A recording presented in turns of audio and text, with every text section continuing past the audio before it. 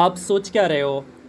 और वो दिख नहीं रहा है कि आप के अंदर जुनून है वर्दी लेने का या जज़्बा है वर्दी लेने का। मैं वीडियो जब भी डाल रहा हूँ तो आप उस पर कोई रिएक्ट ही नहीं करते हो, ना तो पूरी तरह से आप टेस्ट देते हो। मैं जब भी देखता हूँ, क्वेश्चन करता हूँ, तो ना ही आप उस क्वेश्चन का रिप्लाई करते हो। तो आप कैसे सोच रहे हो कि आपको वर्दी मिलेगा? मेरे भाई, अगर आपको लगता है कि आप बिना पढ़े जो है सिलेक्शन ले लोगे तो आप गलत सोच रहे हो। आपको पढ़ना पड़ेगा। अगर आप किसी से भी पूछोगे पूरी दुनिया में जाके कि जीवन को सुधारने का क्या तरीका है, तो सभी लोग आपको बस एक ही बात बताएंगे कि बच्चा, आपको पढ़ना पड़ेगा। पढ़ाई वो एक माध्यम है जिससे कि आप अपना जीवन सुधार सकते हैं। और मैंने आपको पूरा का पूरा एक सेट कंप्लीट करा दिया है ये ज्ञान बिंदु सर का। आज मैं आपको सेट नंबर 2 कराऊंगा, जैसा कि आपने देख लिया कि सेट नंबर 2 है। और ये वीडियो जैसे ही अपलोड होगा, जैसे ही आप देखेंगे, उसके बाद आप इस वीडियो के डिस्क्रिप्शन में जाना और उसके बाद वहाँ से आप इस PDF को डाउनलोड कर सकते हैं। आप अपने से आराम से सेट को लगा सकते हैं। आंसर के लिए आप आराम से मेरे वीडियो का एनालिसिस देखिए, आपको यहाँ पे एनालिसिस कंप्लीट रूप से मिल जाएगा। तो चलिए हम आगे बढ़ते हैं। और मैं बार बार आपको जो है सब्सक्राइब या शेयर करने के लिए कभी नहीं कहता हूँ और ना ही मैं कहूँगा। अगर आपको लगता है कि मैं आपके लिए मेहनत करता हूँ तो आप लाइक कर सकते हैं, सब्सक्राइब कर सकते हैं। तो चलिए आज की मैराथन को स्टार्ट करते हैं, सेट नंबर 2 को स्टार्ट करते हैं। और इसका PDF जो होगा वो आपको वीडियो के डिस्क्रिप्शन में उसका लिंक मिल जाएगा, या फिर आप से मैं डायरेक्टली कहूँ तो आप मेरा टेलीग्राम चैनल को ज्वाइन कर लीजिए, उसका भी आपको लिंक जो है नीचे दिया हुआ है। पहला सवाल है कि कालीबंगन किस राज्य के किनारे स्थित है? माफ़ करिएगा, किस नदी के किनारे स्थित है? अगर मैं इसकी बात करूं तो ये है घग्गर नदी के किनारे, जो कि ऑप्शन नंबर यहाँ पे हमारा भी राइट आंसर हो जाएगा। और ये जो लोथल हैं ये आपका भोगवा नदी के किनारे हैं, आपको ये भी याद रखना है। अगला सवाल है कि बुद्ध के जीवन से संबंधित गृह त्याग का प्रतीक चिन्ह कौन सा है? इसका जो प्रतीक चिन्ह है ये है घोड़ा। ऑप्शन कौन सा? तो यहाँ पे सी हमारा राइट आंसर हो जाएगा। अगला देखते हैं कि चोल वंश के किस शासक ने गंगेकोंड चोल की उपाधि धारण किया हुआ था? तो ये किया हुआ था राजेंद्र प्रथम ने। सो ऑप्शन यहाँ पे कौन सा? तो ए हमारा राइट आंसर हो जाएगा। अब आपको एक क्वेश्चन का जवाब देना है। क्वेश्चन ये है कि चोल वंश का संस्थापक कौन था? आपको कमेंट बॉक्स में कमेंट करना है, और जो भी हमें सबसे पहले कमेंट करेंगे मैं उनकी कमेंट को पिन कर दूंगा, लेकिन आपको कमेंट करना है पूरा और अच्छे तरीके से करना है। अगला है कि हरिहर एवं बुक्का ने विजयनगर साम्राज्य की स्थापना किस संत के आशीर्वाद को प्राप्त करने के बाद किया था? तो ये किया हुआ था विद्यारण्य। वो जो संत थे उनका नाम था विद्यारण्य। अगला सवाल है कि आध्यात्मिक क्षेत्र में शिवाजी के आचरण पर किसका प्रभाव था? तो इनका प्रभाव था गुरु रामदास का। तो ऑप्शन कौन सा? तो यहाँ पे बी हमारा राइट आंसर हो जाएगा, जो कि सिखों के गुरु थे। अगला है पुर्तगालियों ने अपनी व्यापारिक कोठी कहाँ पे खोली हुई थी? तो पहली व्यापारिक कोठी जो कि पुर्तगालियों ने खोला हुआ था, ये खोला हुआ था कोचीन के अंदर। कोचीन जो कि आपका केरल में है। सो ऑप्शन यहाँ पे हमारा कौन सा? तो ए राइट आंसर हो जाएगा। इसके बाद है कि लंदन में Asiatic society of great Britain की स्थापना कब होती है? तो इसकी स्थापना होती है 1823 ईस्वी में। सो ऑप्शन यहाँ पे हमारा सी राइट आंसर हो जाएगा। अगला सवाल देखते हैं कि ब्रिटिश हाउस ऑफ कॉमन्स का चुनाव लड़ने वाले प्रथम भारतीय कौन थे जो चुनाव हार गए थे? तो ये थे WC बनर्जी, यानी व्योमेश चंद्र बनर्जी। ऑप्शन नंबर कौन सा? तो यहाँ पे सी हमारा राइट आंसर हो जाएगा। अगला है अखिल भारतीय ट्रेड यूनियन कांग्रेस के संस्थापक कौन थे? इसके जो संस्थापक थे ये था MN जोशी। ऑप्शन यहाँ पे बी हमारा राइट आंसर हो जाएगा। अगला सवाल है कि भारतीय राष्ट्रीय कांग्रेस की प्रथम महिला अध्यक्ष कौन थी? आपसे पूछा गया है कि प्रथम महिला अध्यक्ष कौन है। क्वेश्चन पे आपको बिल्कुल ध्यान देना पड़ेगा। तो यहाँ पे अगर आंसर की बात करूँ तो राइट आंसर हो जाएगा एनी बेसेंट। अगर हमसे ऐसा पूछता कि प्रथम भारतीय महिला कौन, तो फिर वहाँ पे हम कहते हैं सरोजिनी नायडू। आपको यहाँ पे समझना पड़ेगा कि क्वेश्चन क्या पूछा गया है, ध्यान रखिएगा, वरना आप क्या करेंगे, गलती करके आएंगे। अगला सवाल है फ्रांस एवं प्रशा के बीच में सेडोन का युद्ध कब होता है? तो सेडोन का जो युद्ध होता है ये आपका 15 जुलाई 1870 ईस्वी में होता है, सेडोन का युद्ध, जो कि फ्रांस और प्रशा के बीच में लड़ा जाता है। निम्नलिखित में जर्मन भाषा में बाइबिल का अनुवाद किसने प्रस्तुत किया हुआ था? तो चलिए इसके ऑप्शन को देखते हैं। तो राइट आंसर हो जाएगा कौन सा? तो ऑप्शन नंबर सी हो जाएगा मार्टिन लूथर। मार्टिन लूथर जो कि राष्ट्रपिता महात्मा गांधी से काफ़ी ज़्यादा प्रभावित रहे थे। अगला सवाल है कि एस्टोनिया की राजधानी कहाँ पे है। एस्टोनिया की राजधानी की अगर मैं बात करूँ तो यह है ताल्लिन। ऑप्शन कौन सा, तो यहाँ पे ए हमारा राइट आंसर हो जाएगा। इसके बाद है नागासाकी किस द्वीप पर स्थित है। नागासाकी की अगर मैं बात करूँ तो ये है क्यूशू द्वीप के ऊपर बसा हुआ है। जबकि एनटीपीसी में एक सवाल पूछा गया था, वो ये था कि टोक्यो कौन से द्वीप पर स्थित है। वहाँ पे एनटीपीसी में ऐसा पूछा गया था। क्या आप हमें बता सकते हैं कि टोक्यो कौन से द्वीप पे स्थित है। और इन्हीं चार में से एक है, आपको मैंने चलिए ये भी हिंट कर दिया, लेकिन वो क्यूशू द्वीप नहीं है। चलिए, तो बाकी तीन में आपको आंसर करना है। अगला सवाल है कि भारत के किस पड़ोसी देश के साथ सबसे लंबा सीमा साझा करता है। तो यहाँ पे अगर आंसर की बात करूँ तो सिंपल आंसर हो जाएगा इसका, ये है बांग्लादेश, जो कि इसके साथ में भारत जो है 4096 किलोमीटर आपका शेयर करता है और किसी भी दृष्टिकोण से ये क्या है, सबसे ज़्यादा लंबा है। आगे बढ़ते हैं। अगला सवाल है कि बाड़ा लाचा दर्रा किस राज्य में है। तो बाड़ा लाचा दर्रा की अगर मैं बात करूँ तो ये है हिमाचल प्रदेश राज्य में स्थित है। सो ऑप्शन नंबर यहाँ पे हमारा ए राइट आंसर हो जाएगा। उत्तरी भाग के मैदानी भागों में शीत ऋतु में वर्षा किस कारण से होता है। तो यहाँ पे जो वर्षा देखने को मिलता है हमें पश्चिमी विक्षोभ के कारण देखने को मिलता है। इसके बाद है लाल मिट्टी का रंग जो होता है वो लाल होता है, किसकी उपस्थिति के कारण होता है। तो ऐसा जो होता है वो होता है आपका लौह ऑक्साइड के उपस्थिति के कारण होता है, मिट्टी का रंग लाल हो जाता है। सो ऑप्शन यहाँ पे डी हमारा राइट आंसर हो जाएगा। राष्ट्रीय जूट अनुसंधान केंद्र कहाँ पे स्थित है। तो ये है बैरकपुर के अंदर स्थित है। सो ऑप्शन कौन सा, तो यहाँ पे डी राइट आंसर हो जाएगा। और राजमुंदरी में क्या चीज़ का आपका अनुसंधान केंद्र है, ये आपको बताना है, क्योंकि ये जो है आपका एग्ज़ाम का पार्ट बना हुआ है, दरोगा के अंदर पूछा गया था। आगे बढ़ते हैं। उसमें हालांकि तंबाकू पूछा गया था, तो तंबाकू का ही बता दीजिए कि इसका अनुसंधान केंद्र कहाँ पे है। हालांकि मैंने आपको आंसर कर दिया है। किस राज्य में कोई भी अनुसूचित जाति निवास नहीं करती है। तो ये है आपका नागालैंड के अंदर, जहाँ पे अनुसूचित जाति निवास नहीं करती है। अनुसूचित जाति का मतलब हो गया SC, ठीक है, शेड्यूल कास्ट। अगर वहीं पे ST कहता तो अनुसूचित जनजाति हो जाता फिर। इसके बाद है संविधान सभा द्वारा झंडा को स्वीकार कब किया गया था। तो इसको स्वीकार किया जाता है 22 जुलाई 1947 ईस्वी को किया जाता है। जो हमारा झंडा है उसको 22 जुलाई 1947 को स्वीकार किया जाता है। और इसकी जो लंबाई चौड़ाई का अनुपात होता है ये आपका 3:2 होता है, लंबाई चौड़ाई का अनुपात, ठीक है। चलिए आगे बढ़ते हैं। अगला है राष्ट्रपति के पद खाली रहने पर उपराष्ट्रपति की हैसियत से कार्य करता है, ये किस अनुच्छेद के तहत करता है। तो ऐसा करता है अनुच्छेद 65 के तहत। ऑप्शन कौन सा, तो यहाँ पे ए राइट आंसर हो जाएगा। इसके अलावा जो है आपका अनुच्छेद 63 के अंदर कहा गया है कि भारत का एक उपराष्ट्रपति होगा। और अनुच्छेद 64 में क्या कहा गया भाई, तो अनुच्छेद 64 में जो कहा गया, ये कहा गया है कि भारत के जो उपराष्ट्रपति होंगे वो जो हैं राज्यसभा के पदेन सभापति होगा, ऐसा कहा गया है।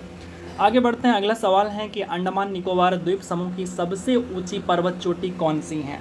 तो इस चोटी की अगर मैं बात करूं तो इसका नाम है आपका सैडल पीक। ऑप्शन कौन सा, तो यहाँ पे हमारा सी आंसर हो जाएगा। अगला सवाल है कि ब्रह्मपुत्र नदी किस हिमानी से निकलती है। तो ये निकलती है जैमयुंगडोंग से। ऑप्शन कौन सा, तो यहाँ पे भी राइट आंसर हो जाएगा। आपको पता है कि ये मानसरोवर से निकलती है, तो मानसरोवर के अंदर ये स्थित है आपका जैमयुंगडोंग। सबसे लंबा अवधि तक एक ही विभाग का कार्यभार संभालने वाली केंद्रीय मंत्री कौन थी। तो ये केंद्रीय मंत्री का नाम है आपका राजकुमारी अमृता कौर। ऑप्शन कौन सा, तो यहाँ पे ए राइट आंसर हो जाएगा। राज्यसभा की सदस्यता के लिए न्यूनतम उम्र सीमा कितनी होनी चाहिए। अगर आपसे पूछे राज्यसभा या फिर पूछे आपसे विधान परिषद, तो दोनों का सदस्य बनने के लिए न्यूनतम आयु जो होनी चाहिए वो कम से कम होनी चाहिए 30 वर्ष। इसी तरह अगर आपसे लोकसभा पूछा जाए और फिर आपसे विधानसभा पूछा जाए, तो इसका मेंबर बनने के लिए आपको कम से कम कितना होना चाहिए, 25 वर्ष होने चाहिए। इसी तरह अगर आपसे पूछे कि राष्ट्रपति और राज्य के अंदर राज्यपाल, तो इनका न्यूनतम उम्र कितनी होनी चाहिए, तो 35 वर्ष होना चाहिए। देखो, आप अगर पॉलिटी पढ़ते हो ना तो उसको रिलेट करके पढ़ो। जो आपका सेंट्रल यानी भारत के अंदर है, भारत सरकार को रिलेट करके, और बिहार या आप जिस भी राज्य में हो उस राज्य को रिलेट करके, ठीक है, देश को रिलेट करके और उसके बाद फिर राज्य को रिलेट करके आपका जो है एक साथ में दोनों काम हो जाएगा, एक साथ में दो टॉपिक क्लियर हो जाएगा। जो चीज़ें आप राष्ट्रपति के लिए पढ़ते हैं वही चीज़ राज्य में राज्यपाल के लिए सेम टू सेम होता है। आगे बढ़ते हैं। अगला सवाल है कि किस संविधान संशोधन के तहत मतदाता की आयु 21 वर्ष से घटाकर 18 वर्ष कर दिया गया? तो ये किया गया था 61वां संविधान संशोधन। ऑप्शन कौन सा? तो यहाँ पे हमारा ऑप्शन ए राइट आंसर हो जाएगा। उसके बाद है संसदनात्मक शासन प्रणाली कहाँ से लिया गया? तो ये लिया गया है ब्रिटेन से। तो ऑप्शन नंबर हमारे यहाँ पे डी राइट आंसर हो जाएगा। उसके बाद है भारतीय संविधान के किस भाग में सहकारी समितियों की चर्चा है? तो इसके लिए अगर मैं आंसर की बात करूं तो ये 9 का ख यानी भाग 9 का ख में जो है सरकारी समिति का क्या है? चर्चा किया गया है। अगला है मुख्य चुनाव आयुक्त का वेतन जो है प्रति माह कितना होता है?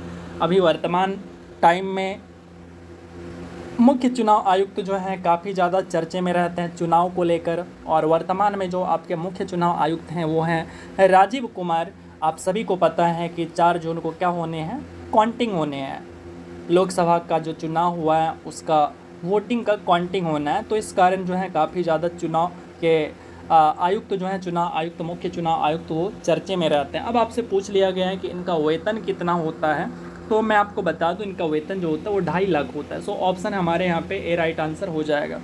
अब मैंने आपको एक चीज़ें और बताया था पिछली वीडियो में, अगर आपको लोकसभा की सीटें सभी राज्यों की याद नहीं होते हैं तो आप 4 जून को एक काम करना, ज़्यादा कुछ नहीं करना है, बस न्यूज़ के सामने बैठना है और उसके बाद फिर लोकसभा का जो रिजल्ट आएगा वो रिजल्ट आपको बैठ के देखते रहना है कि कौन से राज्य में कितना सीट किसको मिला, कितना सीट कितने में से मिला। ठीक है, ये देखना है आपको। बाकी आपको बीजेपी कितना लाया, कांग्रेस कितना लाया, आम आदमी पार्टी कितना लाया, इससे आपको कोई लेना देना नहीं है, लेकिन कितने में से किस राज्य में कितने में से कितना लाया, बस ये ध्यान रखना है। आपको ऑटोमेटिक याद हो जाएगा, आप बस बैठ जाना सामने। अगला सवाल है प्रथम योजना आयोग के उपाध्यक्ष कौन थे? तो योजना आयोग के जो अध्यक्ष होते हैं, माफ़ करिएगा उपाध्यक्ष पूछा है, तो उपाध्यक्ष की अगर मैं बात करूं तो ये थे गुलजारी लाल नंदा। तो ऑप्शन हमारे यहाँ पे सी राइट आंसर हो जाएगा। इसके बाद है पंडित जवाहरलाल नेहरू द्वारा आंध्र प्रदेश राज्य में पंचायती राज का शुभारंभ कब किया गया था?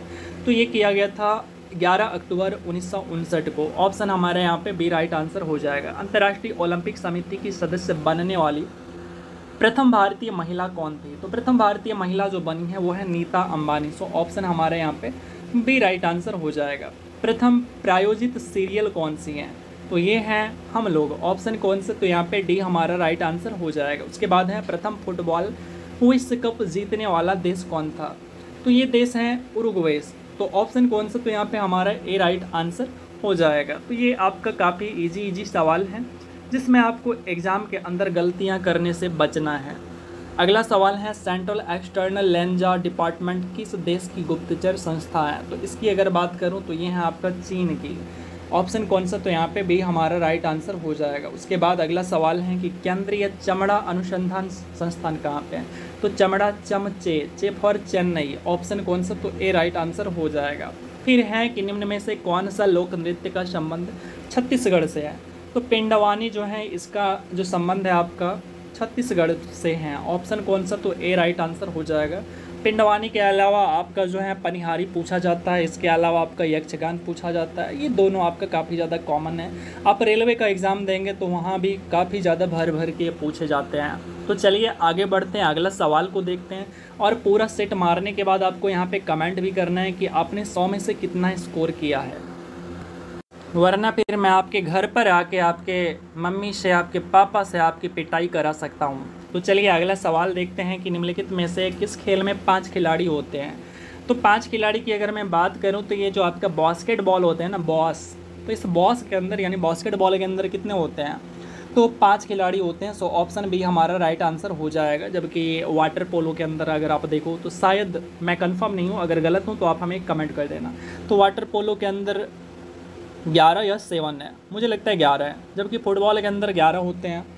आगे बढ़ते हैं कि विश्व युवा दिवस कब मनाया जाता है? तो विश्व युवा दिवस की अगर मैं बात करूं तो ये आपका मनाया जाता है 12 अगस्त को मनाया जाता है विश्व युवा दिवस। जबकि 12 जनवरी को जो मनाया जाता है ये आपका राष्ट्रीय युवा दिवस मनाया जाता है। इस चीज़ का बड़ा ही ध्यान रखिएगा अच्छे से कि विश्व पूछा या फिर आपको क्या पूछा है।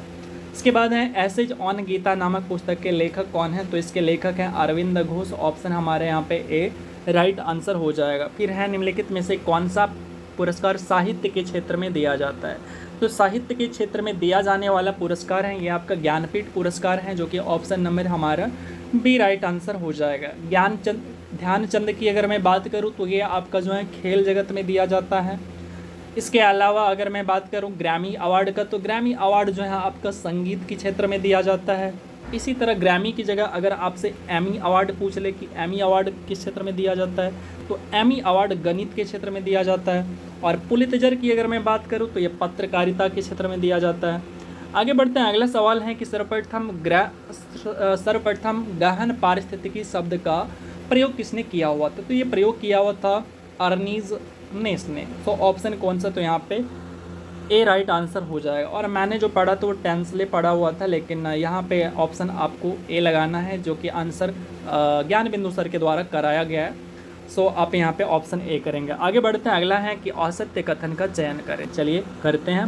तो यहाँ पे कुछ उद्यान दे रखा है आपसे, उसके बाद आपसे राज्य पूछा जा रहा है, तो कौन से गलत हैं वो आपको बताना है। तो इसमें आप देखेंगे कि हरिके वेटलैंड राष्ट्रीय उद्यान ये पंजाब के अंदर है। इसके अलावा आपसे कह रहे कि बानेरघट्टा कर्नाटक में है। उसके बाद है नवेगांव महाराष्ट्र में है। गोगामल आपका केरल में नहीं है, ये आपका गलत है। ठीक है, ऑप्शन कौन सा? तो यहाँ पे डी हमारा राइट आंसर हो जाएगा। आगे बढ़ते हैं, अगला है कि निम्नलिखित में से किस समिति का संबंध बीमा क्षेत्र में सुधार से है? तो इसकी अगर बात करूं तो यहाँ आपका मल्होत्रा समिति। सो ऑप्शन कौन सा? तो डी राइट आंसर हो जाएगा।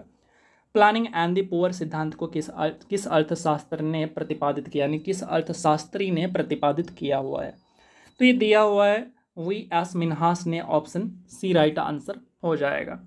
अगला सवाल है कि HPCL जिसका पूरा नाम है आपका हिंदुस्तान पेट्रोलियम कॉरपोरेशन लिमिटेड का मुख्यालय कहाँ पे है? इसकी मुख्यालय की अगर बात करूँ तो ये मुंबई में आपका स्थित है। ऑप्शन बी राइट आंसर हो जाएगा। निम्न में से कौन सी मुद्रा सबसे ज़्यादा तरल है? ये आपका बिहार पुलिस का पूछा हुआ और दरोगा का पूछा हुआ सवाल है। तो इसकी अगर बात करूँ तो ये हो जाएगा आपका कौन सा? तो M1 हो जाएगा। ऑप्शन कौन सा? ए राइट आंसर हो जाएगा। इंदिरा आवास योजना की शुरुआत कब होती है? तो इंदिरा आवास योजना की जो शुरुआत है आपका 1985-86 में होती है। सो ऑप्शन ए यहाँ पे राइट हो जाएगा। ज्योति फ्लेक्स, इसका SI मात्रक बताना है ज्योति फ्लेक्स का, तो ये होता है आपका ल्यूमेन। ऑप्शन कौन सा? तो यहाँ पे बी राइट आंसर हो जाएगा। ज्योति फ्लेक्स आप कुछ और ऑप्शन ढूंढ रहे होंगे तो आपको वहाँ पे नहीं दिख रहा होगा, यहाँ पे आपका ल्यूमेन हो जाएगा राइट आंसर। उसके बाद है निम्नलिखित में से किस तंत्र द्वारा रासायनिक ऊर्जा को विद्युत ऊर्जा में परिवर्तित किया जाता है? तो रासायनिक ऊर्जा को विद्युत ऊर्जा में कन्वर्ट करने का जो काम होता है ये बैटरी के अंदर होता है, जिसको आप विद्युत सेल भी कहेंगे। सो ऑप्शन यहाँ पे सी आंसर हो जाएगा। फिर है संयंता का गुण निम्न में से किसमें पाया जाता है? संयंता का गुण की अगर मैं बात करूँ तो ये पाया जाता है गैस के अंदर और द्रव के अंदर पाया जाता है। आगे हैं, अगला सवाल देखते हैं। यानी गाढ़ापन का संयंता मतलब आप समझ सकते हैं गाढ़ापन। गामा किरणों की खोज किसने किया हुआ था? तो गामा किरणों की जो खोज है ये विलार्ड ने किया हुआ है। सो ऑप्शन यहाँ पे ए हमारा राइट आंसर हो जाएगा। ध्वनि एक माध्यम से दूसरे माध्यम में जाने पर निम्न में से किसका कोई परिवर्तन नहीं होता है? तो आप देखेंगे कि जो इसमें आवृत्ति होता है इसमें कोई भी परिवर्तन नहीं होता है। आज का जो सेट है रियली में अगर कहें ज्ञान बिंदु सर का जो सेट है बहुत बढ़िया सेट है। सच में जो कहते हैं कि आपने 10th लेवल से पढ़ाई किया है तो फिर आप सेट बनाए हैं, सच में ऐसा सेट है कि आप ये 10th लेवल पे आप आराम से इसको क्या कर सकते हैं, लगा सकते हैं। तो अगला सवाल है कि चंद्रमा से परावर्तित प्रकाश को पृथ्वी तक आने में औसतन कितना समय लगता है? तो ये समय जो लगता है ये आपका लगभग 1.8 सेकंड यानी 1 मिनट 28 सेकंड के आसपास लगते हैं। उसके बाद है निम्न में से कौन प्राथमिक रंग नहीं है? तो प्राथमिक रंग की अगर मैं बात करूं तो केवल 3 होते हैं जो कि प्राथमिक रंग होते हैं। एक होते हैं R, दूसरा होता है आपका G और तीसरा होता है आपका B। R फॉर रेड हो गया, G फॉर ग्रीन यानी हरा हो गया, B फॉर ब्लू यानी नीला हो गया। इसमें आपका पीला नहीं आएगा। सो ऑप्शन हमारा डी राइट आंसर हो जाएगा। इसके बाद है कि विद्युत धारा के चुंबकीय प्रभाव की खोज किसने किया हुआ? तो ये खोज किया हुआ था किसने? तो और स्टेट ने किया हुआ था। ऑप्शन हमारा ए राइट आंसर हो जाएगा। आपको किसी भी तरह का कोई प्रॉब्लम है आप हमें बेहिचक कमेंट कीजिए और मैं लेट सही लेकिन आपको रिप्लाई ज़रूर करूँगा। आगे बढ़ते हैं कि निम्न में से किस समस्थानिक का प्रयोग रक्त के थक्के का पता लगाने में किया जाता है? तो इसका प्रयोग ये है आपका सोडियम 24। ऑप्शन कौन सा? हमारा डी राइट आंसर हो जाएगा। और ये वाला जो ऑप्शन है कोबाल्ट 60, इसको याद रखिएगा, आपके एग्जाम के लिए काफ़ी ज़्यादा इंपॉर्टेंट है। कोबाल्ट-60 जो होता है ये आपका कैंसर का पता लगाने के लिए किया जाता है, कैंसर का उपचार करने में किया जाता है। आधुनिक आवर्त सारणी में वर्ग में ऊपर से नीचे आने पर निम्न में से कौन बढ़ता है? तो अगर मैं यहाँ पे आंसर की बात करूँ तो इसमें जो है आपका परमाणु का आकार बढ़ जाता है। सो ऑप्शन हमारा ए यहाँ पे राइट आंसर हो जाएगा। इसके बाद है रक्त का पीएच मान कितना होता है? तो रक्त का पीएच मान जो होता है वो होता है आपका 7.4, जो कि ऑप्शन हमारे यहाँ पे ए राइट आंसर हो जाएगा। अब यहाँ पे आपसे एक सवाल कि नींबू का पीएच मान, नींबू का जो रस होता है, नींबू का रस का पीएच मान कितना होता है ये आपको कमेंट करके बताना है। चलो मैं आपको बता भी देता हूँ, मतलब आंसर नहीं बता रहा हूँ। आपने कभी मेरा पीछे वाला वीडियो देखा होगा तो आप यहाँ पे बता पाएंगे। आपने एक गाना सुना होगा कि नजरों न केकरो लग जाई हैं हुस्न के चोटी में, एगो निमुआ दो चार गो मिर्ची लटकाई ले चोटी में। तो इसी गाना में आपका जो है पीएच वैल्यू इसका छुपा हुआ है, एगो निमुआ दो चार गो मिर्ची, इस लाइन में छुपा हुआ है। आपको कमेंट बॉक्स में कमेंट करना है। चलिए आगे बढ़ते हैं, बाकी अगला जब भी आएगा तो मैं उसको मेंशन कर दूंगा कि उसका पीएच वैल्यू कितना होता है।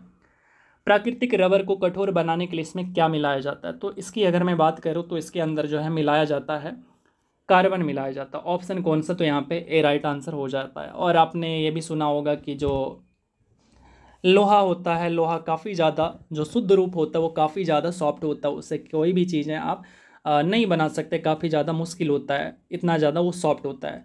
तो चीज़ों को हार्ड बनाने के लिए, यानी लोहे को हार्ड बनाने के लिए उसमें क्या मिलाते हैं? तो उसके अंदर भी कार्बन मिलाते हैं।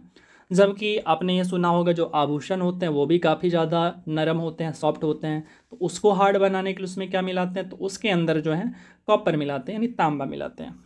चलिए आगे बढ़ते हैं। अगला सवाल है कि कॉपर सल्फेट या नीला थोथा किसको कहते हैं? तो कॉपर सल्फेट या नीला थोथा की अगर मैं बात करूं तो ये है आपका CuSO4 5H2O, यानी कॉपर सल्फेट और पानी का कितना क्रिस्टल? तो 5, यानी पानी के 5 मॉलिक्यूल। अनुवांशिकता शब्द किसके द्वारा दिया गया था? तो अनुवांशिकता शब्द जो है ये दिया गया था विलियम वाटसन के द्वारा। ऑप्शन बी राइट आंसर हो जाएगा।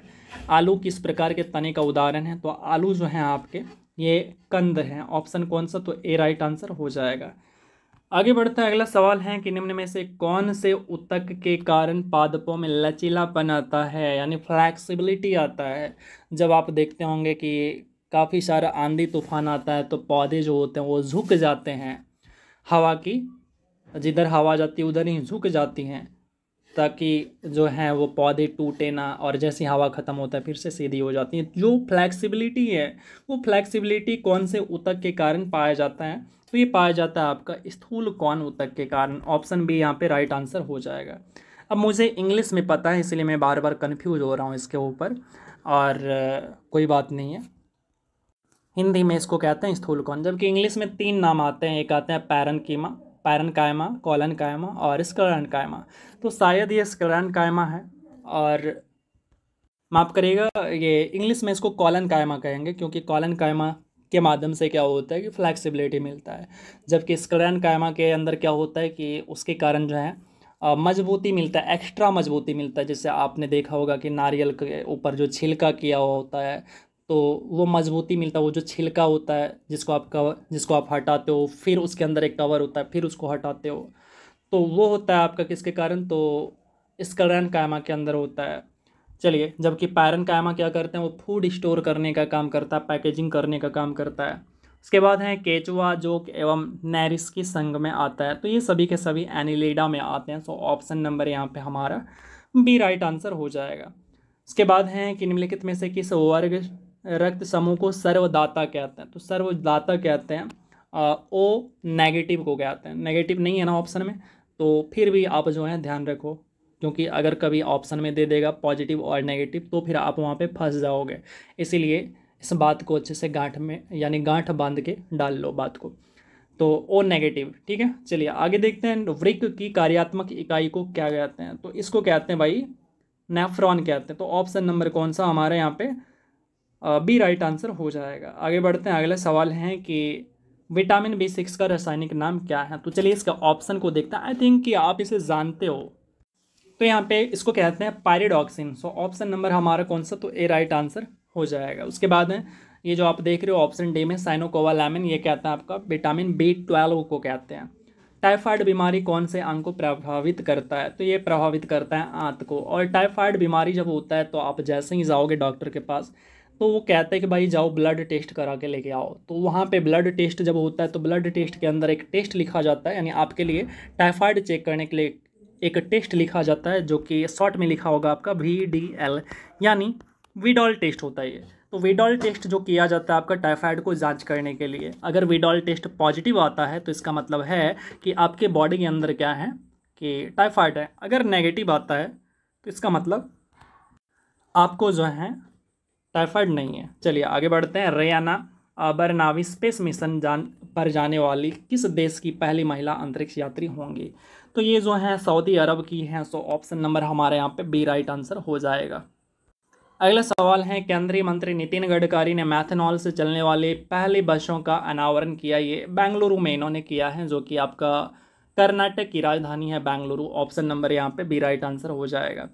केंद्रीय बजट 2023-24 के अनुसार किस योजना के तहत दलदली और गैर उपजाऊ ज़मीन को उपजाऊ बनाने के ऊपर जोर दिया गया है? तो ये दिया गया है आपका अमृत धरोहर योजना के तहत। ऑप्शन ए राइट आंसर हो जाएगा। आर्थिक सर्वेक्षण के अनुसार भारत में वन और वृक्षों के आवरण का कार्बन स्टॉक सबसे अधिक किस राज्य के अंदर है? इसकी अगर मैं बात करूं तो यह है आपका अरुणाचल प्रदेश के अंदर। अरुणाचल प्रदेश के बारे में आप सेंसस से रिलेटेड यानी जनगणना से रिलेटेड भी आप एक रिकॉर्ड जानते हैं कि इनके अंदर यानी इस राज्य के अंदर सबसे कम जनसंख्या घनत्व है। आगे बढ़ते हैं। अगला सवाल है कि के बिरला फाउंडेशन द्वारा किस भाषा की लेखिका शिव शंकरी को उनकी कृति सूर्यवंशम के लिए एक वर्ष यानी वर्ष 2022 के सम्मान सरस्वती सम्मान के लिए चुना गया? तो ये इनको चुना गया था तमिल भाषा के लिए। ऑप्शन ए राइट आंसर हो जाएगा।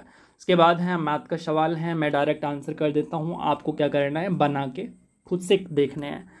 तो इसका आंसर अगर बात करूँ तो ये हो जाएगा आपका कौन सा, तो 1200 रुपये इसका विक्रय मूल्य हो जाएगा। फिर है प्रथम 45 प्राकृत संख्याओं का योग कितना होगा? तो ये हो जाएगा आपका 1035। फिर है साइकिल द्वारा एक व्यक्ति 150 मीटर की दूरी को 25 सेकंड में तय करता है, तो उसकी चाल ज्ञात करें। तो 150/25, उसके बाद 18/5 से गुना कर दो। आंसर की बात करूं तो ये आ जाएगा आपका कितना, तो ऑप्शन बी आ जाएगा। फिर अगला सवाल है कि 2000 रुपये का 18 माह का 6% वार्षिक ब्याज की दर से साधारण ब्याज पूछा है, तो PRT/100 लगा लो। तो आंसर की अगर मैं बात करूं तो ये हो जाएगा आपका 180 रुपये। फिर है कि एक कमरे में 8.5 रुपये प्रति वर्ग मीटर की दर से फर्श बिछाने का खर्च 510 रुपये, और यदि कमरे की लंबाई 8 मीटर हो तो इसकी चौड़ाई कितनी होगी? तो इसकी जो चौड़ाई होने वाली है ये आपका 7.5 मीटर हो जाएगा। ऑप्शन नंबर कौन सा, तो ए राइट आंसर हो जाएगा। उसके बाद अगला सवाल है कि एक खंभे के निचले सिरे से 50 मीटर दूरी पर स्थित बिंदु से इसकी चोटी का उन्नयन कोण 30 डिग्री है, तो इस खंभे की ऊंचाई क्या होगी? तो ऑप्शन नंबर कौन सा, तो यहाँ पे बी हमारा राइट आंसर हो जाएगा। अगर आपको लगता है कि आप बिना पढ़े एग्ज़ाम को निकाल देंगे या फिर आप किसी सेटिंग के भरोसे बैठे हैं, तो भाई आप गलत सोच रहे हो। आप ऐसा सोचो ही नहीं, आपको पढ़ना पड़ेगा हर हाल में। मैं जब भी जाता हूँ ना फील्ड पे, तो फिर यानी मैं बीच बीच में जाते रहता हूँ रनिंग के लिए, तो वहाँ पे मुझे जो दोस्त हैं मैं देखता हूँ सारे लोग दौड़ते रहते हैं। बस वो कहते हैं कि बस हमें एक बार मौका मिल जाए, एक बार हमें बस मौका मिल जाए, किसी तरह से हमारा सेटिंग हो जाए। और इस भरोसे जो है वो 3 से 4 वैकेंसी ऐसे ही काट गए।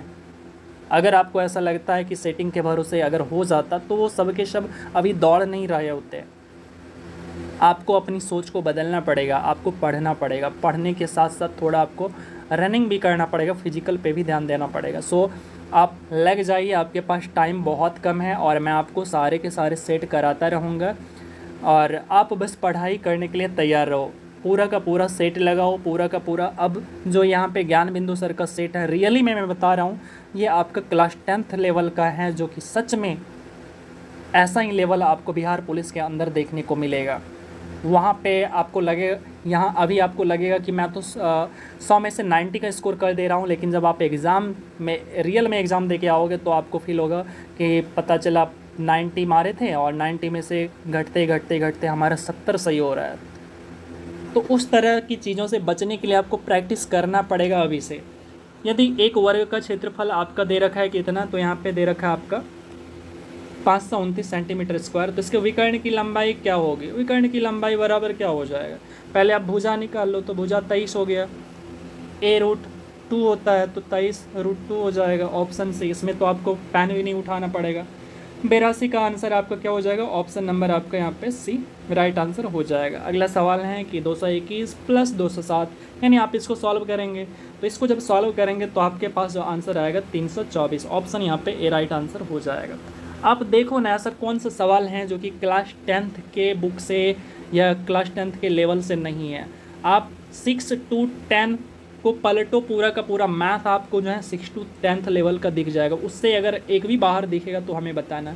और ऐसा ही लेवल आपको बिहार पुलिस के अंदर देखने को मिलेगा, क्योंकि आपको मैं बार बार कह रहा हूँ कि जो लेवल रहने वाला है वो क्लास 10 रहने वाला है।